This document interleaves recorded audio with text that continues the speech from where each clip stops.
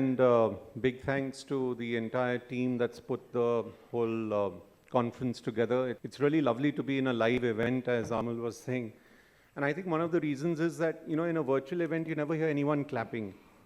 Perhaps that's something that we have been missing. So I think the clap factor is something that the technology guys can work on, perhaps. All right. So, we've got a very interesting topic today, and I thought we'll, sort of soften the mood a bit by, starting with a few words that I had written, which is about change. And I think everyone will identify with it. So the poem goes like this: after all this is over, our world opens up again. Life may trudge back to normal, but may never be the same. When the dust settles on the virus, we will look back and wonder what it took to shake us up from our earlier deep slumber. We will learn to value shaking hands with real friends, keeping others at distance, a change in societal trends. We may huddle in groups, but for sure not very large. The herd mentality of the past will come with a surcharge. We may cherish our offices and enjoy being back at work. Our jobs will be as precious. There will be less to shirk. How we do will be different. We will make up for lost time. The energy index will be high, fears of the past quarantine. We will appreciate going out, getting ready to go somewhere, not just the malls and the cinemas, the neighborhood park is also there. We will understand the true meaning of being unfettered and free, being able to go back to nature, even just sitting under a tree.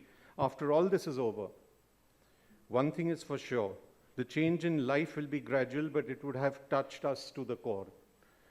Okay, so with that, I sort of set the agenda that, a lot has changed in the workplace. For us, life before the pandemic was essentially the workplace and going back home. And now it is working from anywhere, working from home, working from office, working from the coffee shop, working in the arrival terminal or the departure terminal of an airport. So, life has truly changed. And I think, it puts things in perspective that with a changing life and a changing set of expectations, how does the future of the workspace really change? What really, happens to, the most valuable asset, as was presented just now, the people themselves, the people who are at the core of the business and who are actually driving offices, making spaces, using spaces in manners that are different than what they were before, because everyone's been through 2 years of a pandemic. So I'll start with, asking any of the panelists, and I'd like to have it free-flowing. I would not want to, target anybody with a question that may or may not be suitable. So please do take up what you feel is right. So given the pandemic, how much disruption has there been in the workplace landscape, and more from a CRE perspective? Would anyone want to take that up? How has been the change, and what has really happened in the last 2 years? A lot has been written, a lot has been said, but what's the reality? What's the ground reality that really makes a difference? Hi, this is Praveen here. Thanks for having me over here today. See, I think listening to what you started off with, right, it's a seismic shift that has occurred, right, in work and workplace. It's just not in workplace, but also fundamentally the work. There is a fundamental shift, in the thought process of, work is not where you go, but what you actually do, right? That's the premise under which we're all rethinking the workplace itself. And it penetrated so deep inside, right? It challenged every assumptions of the past that we had, of how we even look at the physical workplace, the location, right? And how work actually gets done, and how, the corporate real estate contributes to, the work itself that employees do, and the value that we get to the business. So in my view, it has shaken up a lot of assumptions and presumptions that we had of the past. And we have to look at what we've seen in the last 12 to 18 months or the whole pandemic. We have to somehow coexist with this, right? And what are the changes that we're going to do, right, in the way that the work gets done? Because I'm just trying to stress work. I'm trying to get away from workplace because work is important and then work comes the workplace. We all, most of the time when we look at it, we put the workplace first and then define how work needs to get done. And also, if you look at, what's happened, right? The employees are also, while they talk about what they want, but there is no certainty in their asks, right? On one side, they tell there is fatigue at home and, I'm not able to collaborate. If you ask them the next day, hey, what do you think about it? They're telling, hey, I need to be there in the office only 2 days. So forget employees. The employers also don't understand a lot of this. And we think we know, where we're going. So it's a conundrum, I would say, at this point.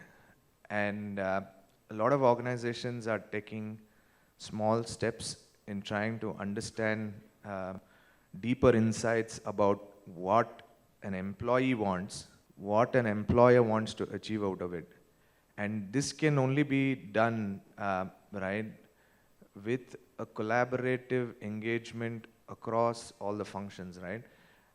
I call it the worker, right, the workplace, and the workforce, right, which all has to be integrated into the solution. Like I think Renuka talked about it in a key address. There is nothing that one size fits all, right, which was a lot of assumptions that we, ran with earlier with certain sections of, organizations. But also it becomes important to identify the personas of not only employees, but the persona of how the business gets done, right? The way the business gets done, because they have shifted a lot. I mean, sorry for this long-winded. I can continue going on, but I'll just pass I'd it like on to. I'd like the to just others. bring it back to the landscape of the office as such. Given that one is talking about a hub and spoke model, or one is talking about. So I'd like to go to Somaya. What is your perception of your observation as as being from the Prestige Group, and seeing the actual change in leasing of properties, etc. What do you feel is the change? I mean, are people actually looking at smaller footprints across diverse locations? Is there a hub and spoke really happening? Or are some of these things really just theories that, we love to talk about but are not really happening? To answer the question in short, it's too much of theory, but I'll try and break it up in 3 components. First, about the disruption. I think as human beings, we have seen disruption right through our lives, whether it was a pager, whether it was a fax machines. So we have seen disruptions. So we are used to it. This time the disruption only has an additional pandemic attached to it, and we have the social media to blow it out of proportion. But I think we as human beings are used to disruption. It will continue to happen. We are pushing it far too much and saying there's so much of disruption happening. The second part is about the workforce, which I wanted to discuss. I mean, just put some light onto that. 50% of the workforce in India are agriculturists, 10% of them are manufacturers, another 10% are in real estate and service. So we are talking about 45 lakh people, their disruption, out of which certain percentage want to work out of home. So it's not the whole world wants to work out of home. It's a very, very small percentage. And I think that will continue to happen. Now coming to facts, in the sense of a developer or asset service things, I haven't been told to disrupt or change anything in my operation at the Prestige before this I was at the DLF. There weren't many changes which I were asked for. Couple of questions were asked. First was most important being the indoor air quality, which has been questioned in a large way. What are you doing about indoor air quality? But that also is stretched to products and options from bipolar to UV lights to MERV 14 to MERV 18. There are huge amount of solutions coming in there, or the quality of water they've been questioned, or a little bit on sustainability and wellness. So what irritates me as a developer or as a facility manager about sustainability and wellness, that nobody wants to change their style of working or living when it comes to sustainability or wellness, but they want the organization and the developer or the companies to make all the necessary arrangements for wellness and sustainability. So in short, there's too much of talk about it.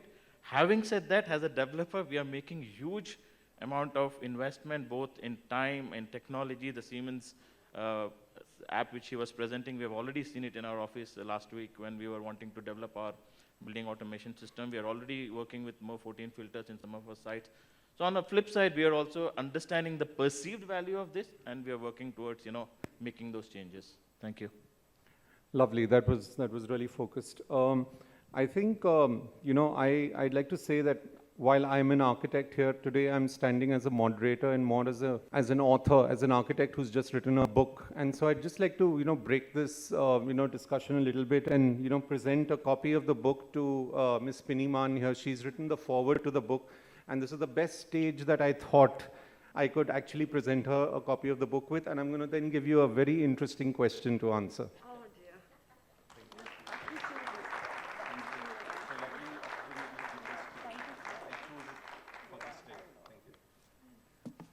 Okay, so my bouncer question, which is there for you, is how do you define a successful workplace, and how do you design one? I know you're not an architect, but I've seen some of the most wonderful offices that have come up, with your involvement. What would you define, as workspaces that are relevant to today? And what do you think? How do you define a successful workspace to begin with? I look at workplace from the lens of,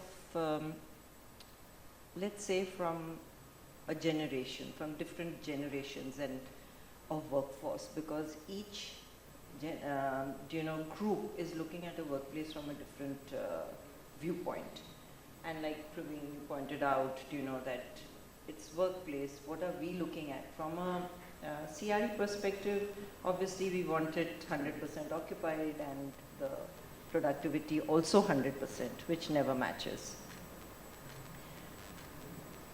My thinking when I'm designing or building and with the architect teams is, how is it a comfort factor? How do we invite our employees to the workplace? And at the end of the day, they really go back happy, having everything at their beck and call. From the service, as we have so many of the technologies coming in, the comfort of a day in a life of an employee. They don't have to really get hassled of my car hasn't come, or my food is not there, or my temperature is not correct, and stuff like that. And also, I think the difference that we can make in workplace is take the bit of the home and the work and try and marry the two and give them that comfort of, sort of relaxing during the day. And from that, we create these kind of comfort zones, as you may call it, so they can lounge on a couch or lounge in a, Right. have It's called a discussion. resimercial approach. Yeah. So have that, Awesome. so that they are not all the time sitting at a desk and a chair.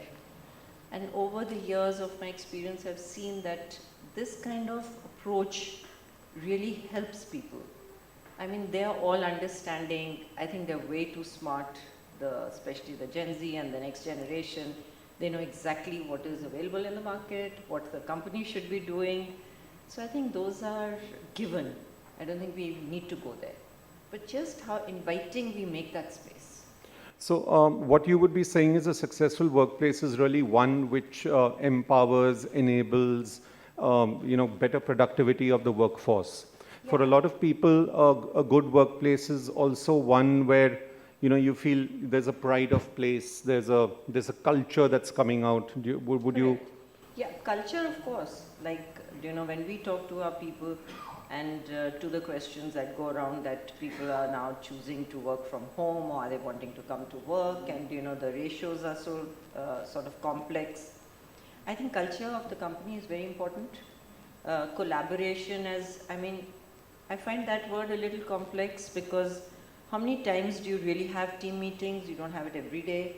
So if an employee wants to come once a week or once a fortnight, well, that's okay. They're collaborating. It's not that they're invisible. So I think what we are really going through is strong culture, strong, attractive kind of spaces, how we can create those, and on top of it is your productivity. If they are not productive, I don't think any space can be really of value. Lovely. Khurshid, I'd like to ask you a question.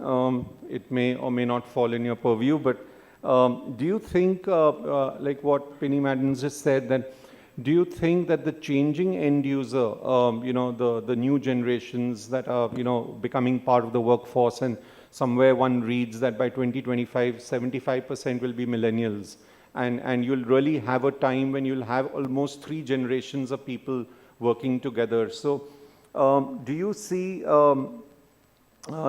the need for any response to that?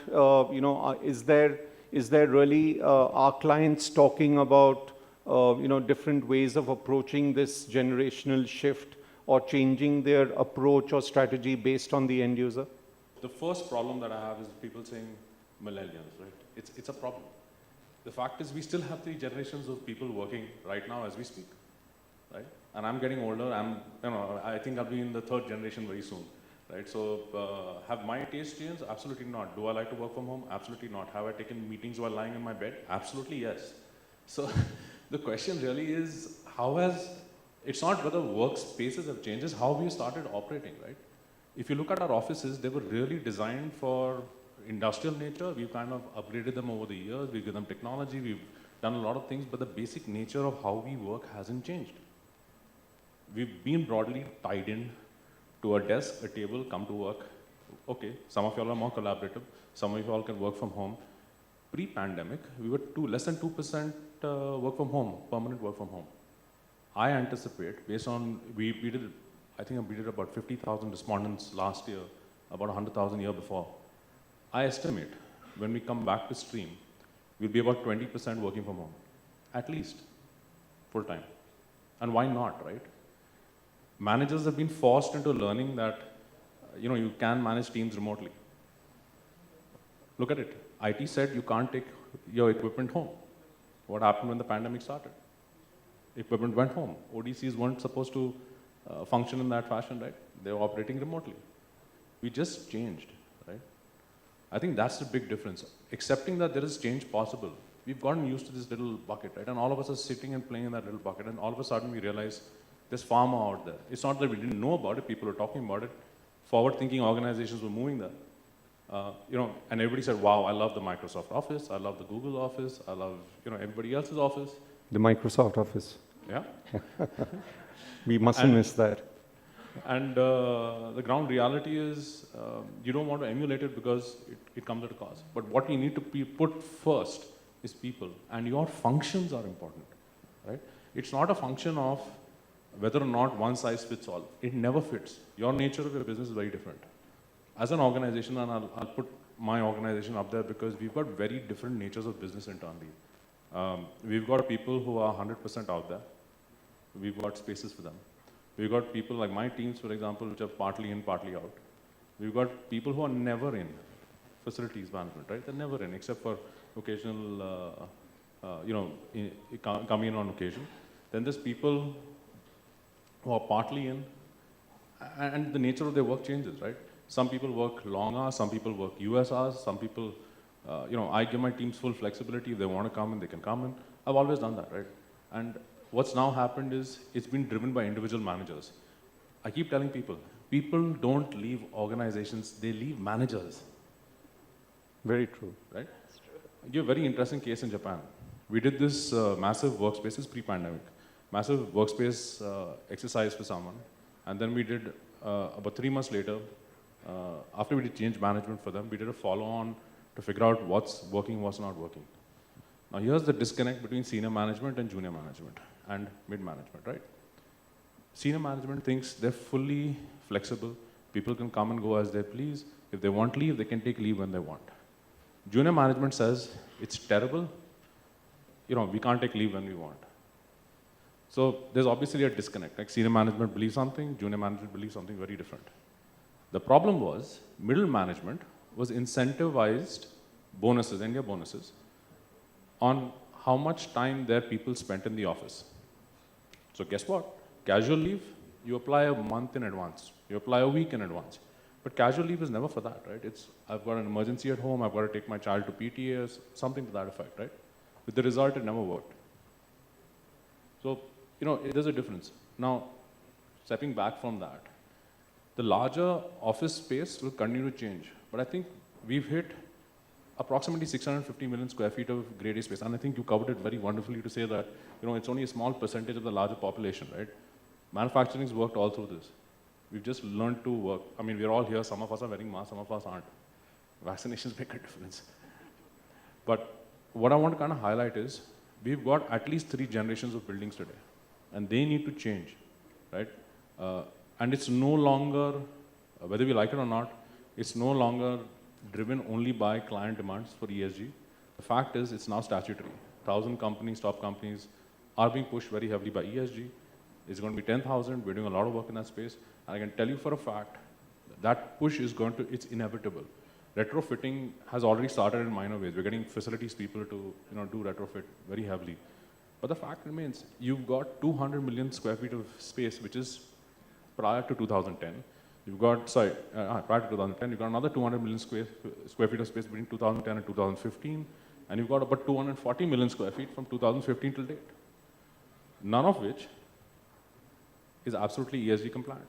And there's a difference between compliance and of course, need, right? So that's something that needs to be put forth, what you need to do and what you have to do. So there are forward-thinking organizations always that will lead the pack and others will follow. And whether you like it or not, it's going to happen. Change is inevitable, and it's about time it happens. Yeah, so with respect to change, I think, we've, focused too much on only the changing end user and his age. Maybe we've got to be more inclusive. I think there was a lovely talk by Renuka on, inclusivity, on equity, on other things like that. So, Mayank, I'd like to jump onto you.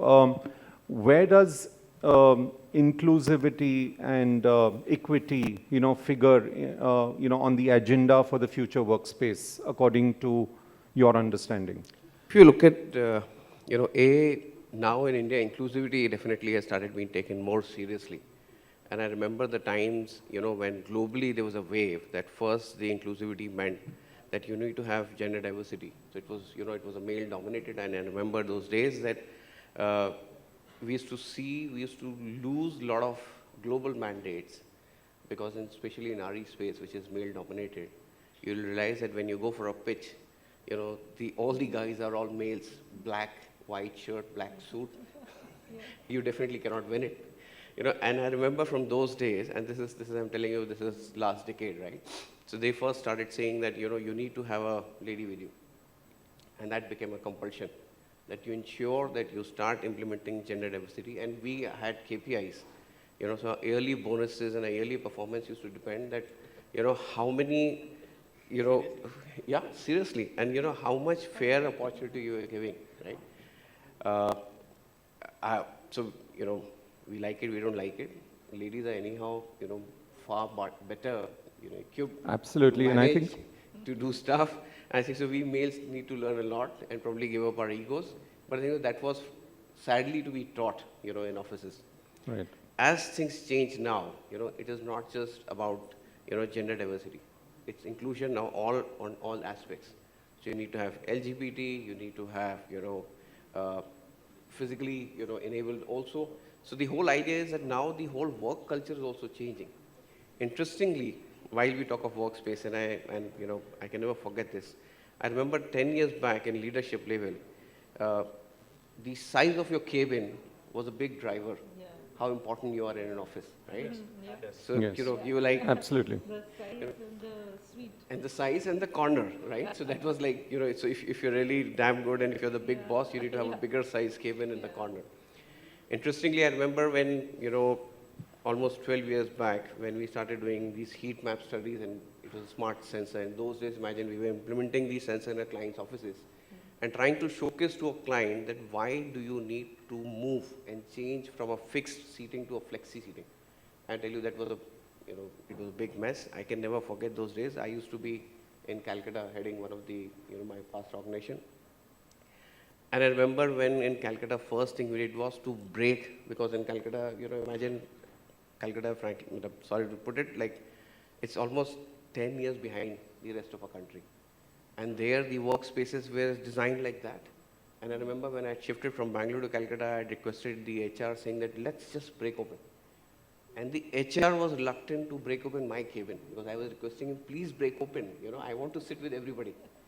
And from those days to now, you know, when, you know, the chairman and the CEOs of the companies are sitting in the middle of the office with all the employees around you, I'm saying, what a inclusivity we are now talking, what's the innovation and the ideas that we are now talking. Right. So I feel the workspace has been changing. It's important. And also inclusivity has to be there because frankly, if you're not inclusive, you will not win. It's just very simple, straightforward, right? And that the faster the society accepts and the faster, you know, we guys, especially in the black suits accept, I feel it's better for the society. So I recall, a very big media baron for whom we once worked, and he suddenly said in front of his whole team that I want to sit with everybody, and everybody was looking at each other, and they said, "Oh God, how will we work?" Months later, they shifted him from the middle to the corner. We did his place 3 times, by the way. So they shifted him from the middle to the corner, towards the window side, so that he's a little away, because the productivity had gone down. So I'm just trying to flip it around. And then finally they decided that no, his mere presence and the vision of him sitting there is affecting people, and people are not occupying the space, not utilizing the space in the way they should. So we finally landed up making him a large cabin with his own meeting space back in the corner. So we went around the whole circle. So, maybe there are, it's a case of horses for courses. I think, one shoe does not fit everyone. I think it's more about, what works for one organization vis-a-vis the other, and I think that's really the... Okay, so I'm going to come to you now. The question that I have for you is, what change in infrastructure or facility management is needed in future workplaces? What do you feel are the 3 or 4 most important things from that perspective? There are a couple of things happen. See now, from 2020, when people are moving back to home, and then when they started working, or now people are trying to return back to office, one thing which was consistently working or which was put under more pressure was the network, right? I mean, nobody cared whether you work from home or whether you work from coffee shop or now going back to office, but consistently the network is being working, right? And especially if you see that the data centers were under tremendous pressure. Okay, that also opened up the market for India. If you look at India as a whole country, India is looked upon globally as a data center provider for the entire country, right? And so that's a very, very good thing. I mean, so from the software workforce, we have also become the backbone workforce for the entire globe, right?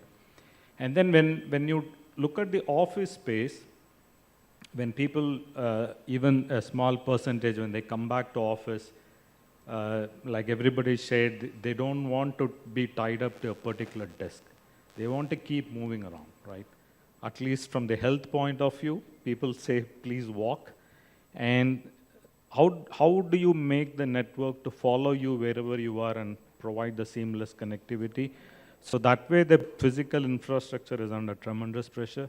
But there are a lot of technologies which has also come up to facilitate that kind of connectivity in that, right? And so there we see a lot of things happening and a lot of technological improvement, a lot of innovative ideas are coming up, and that's helping people to get connected all the time, right? Lovely, okay. So now I'm going to come to a section which is called the rapid fire section, which normally is famous on TV, but which really will, bring everybody a little bit more alive. And I really want the wide array of speakers that we have to give 1 or 2 lines on what I'm going to be asking. And this is impromptu, so you could also do it in any sequence that you want. My question to you is, what is that one thing in, from a wellness and well-being perspective that you would think is paramount if you were to, dictate the brief for a new office or a new workspace? So let's start with anyone. That one thing. Water and air, right? Okay. So your focus is more on the infrastructure, about having clean water and assured air quality within the space. The pandemic was because of air, this virus. Maybe tomorrow it could be because of water. Sure. We have to be prepared for that. So I would assume water and air would be very, very critical. I can just choose two. Sure. Penny ma'am, yourself? I would say daylight honesty. How do we build up a system Right. so that they are really feeling the daylight? Absolutely. A lot of people suffer from vitamin D Yeah. deficiency. It's an Indian Yeah. phenomena And as also such. get away from these glass buildings that we sort of so happily built years ago. All right. Great, great. All right. So, I would suggest that to have some space to keep walking. I mean, Okay. that's a great wellness move. Very good point. So we often discuss that you should not keep reprographics in convenient places. You should, not keep dry pantries in convenient places. You should walk to a destination and move around. Very, very good point. What about you, Khurshid? So I think our offices need to change a little more.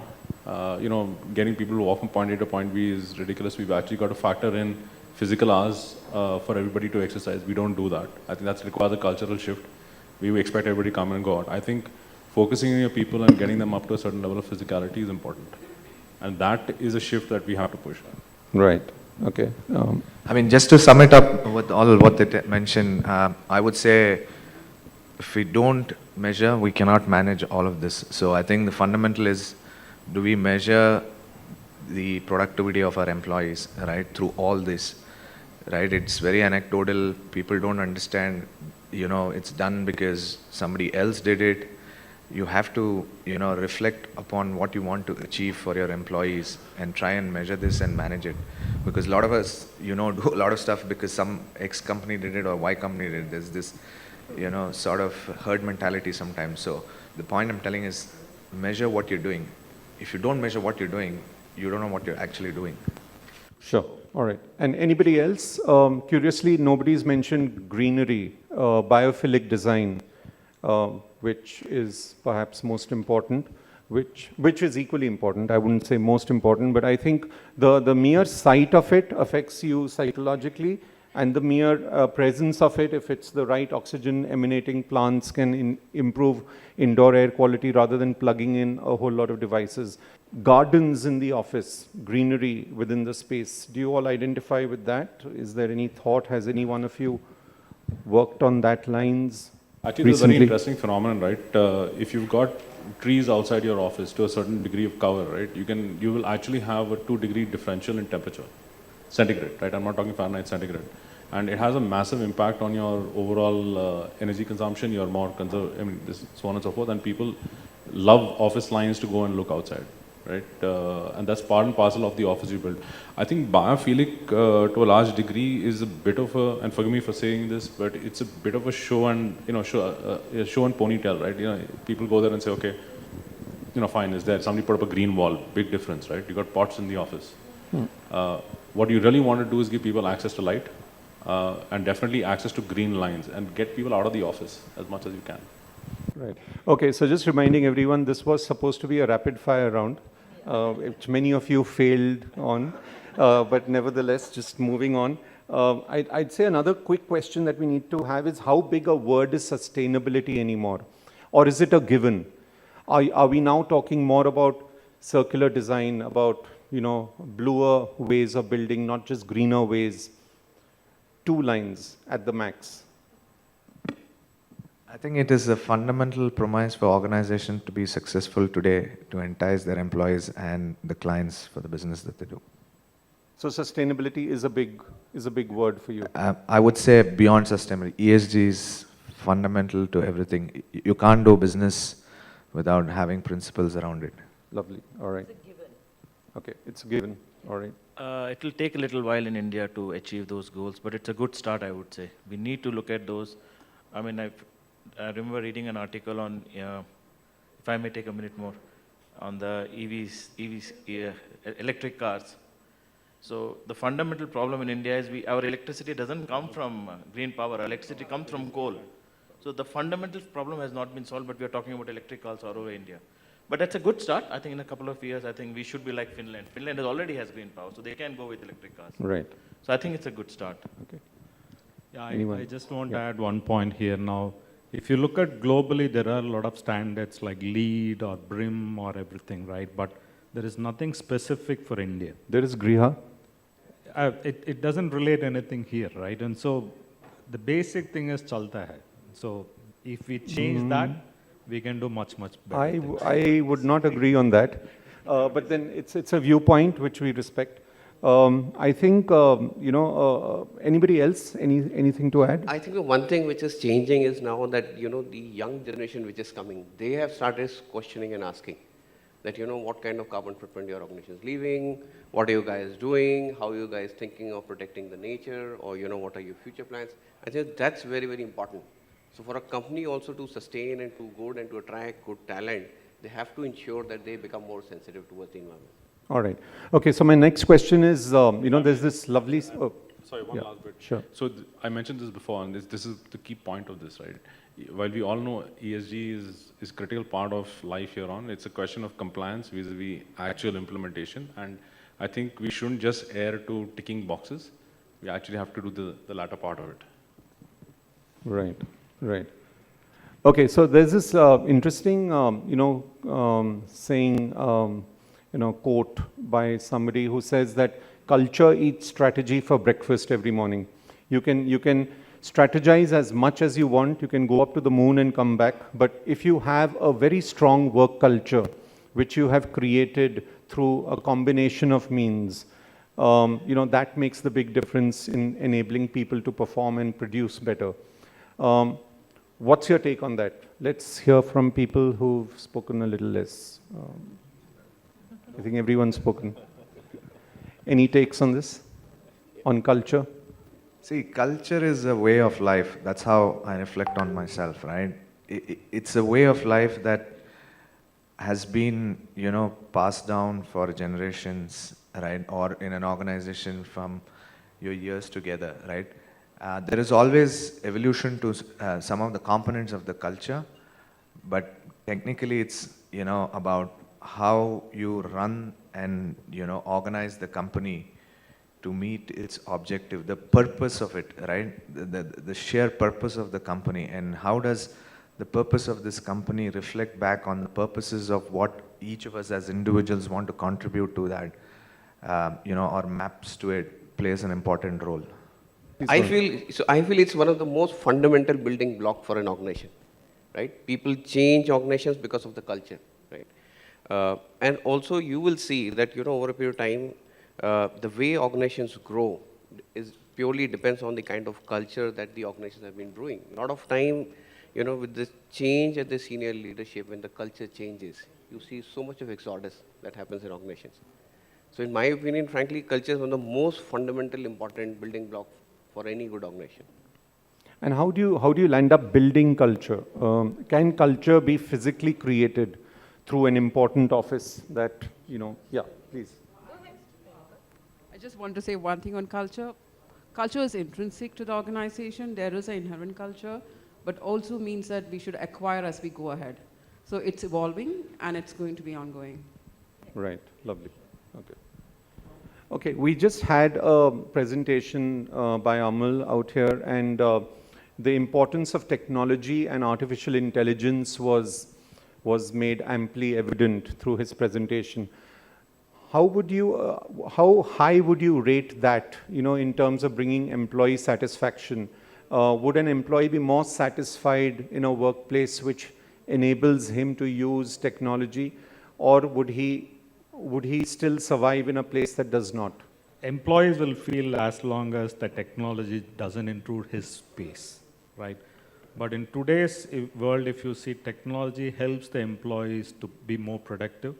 I mean, to help them what to do or what they are doing, right? Instead of confined to a space. And so that way, technology is helping a lot in that. All right, Mayank? So what I feel is, we like it, we don't like it, we can't do without technology. One of the solutions which was presented over here by Siemens, I think fantastic. And at some point in time, it was like, it's really need of the hour. There's also interestingly on the flexible workspaces that we as a firm are doing. So we have, we have brought it up Flex in India, which is, we are trying to do Uberization of working spaces, right? So today, you don't have to go to office anymore, on your phone, on your app, you can just pick up the next best available office space, walking distance from your home, and you can go and work. And I think stuff like this will define the future, work culture of these companies, and will also define the productivity for these companies. Yeah. So I think technology is king. Let me put it that way. A little kid today is born using technology. Yes. So I don't think we can say that should we have it or should we not have it. It's a must-have. It's a must-have? Yeah. And how high on the agenda is it? That was really my I think, question. I think I won't rate it as how high it is. I think it's a day-to-day need for everybody. Okay. I mean, you see anybody. Everyone wakes up with, instead of a prayer today, we are looking at a phone. Right. You Right. know, what did we miss, or how restless we are without all the gadgets around us. And also productivity. It really is enhancing productivity. Right. So I don't see that, we can do without it. Yes, it's so fast evolving. Keeping pace with the new technologies is how can we manage that? I think that's the concern. Operationally, it's vital. Technology is very vital, right? Improves facilities, productivity, yes. But the holy grail of everything is to quantify productivity and how do you improve it. And I think you mentioned it as well. It's constantly moving, evolving. As like culture, technology helps drive that pretty significantly. I think the only thing that we need to be reticent of is how intrusive it gets, right? Because it also very quickly creates a trust deficit. And one of the reasons for the great resignation that's happening right now is the massive trust deficit between employees and their organizations. Yes, yes, sure, sure.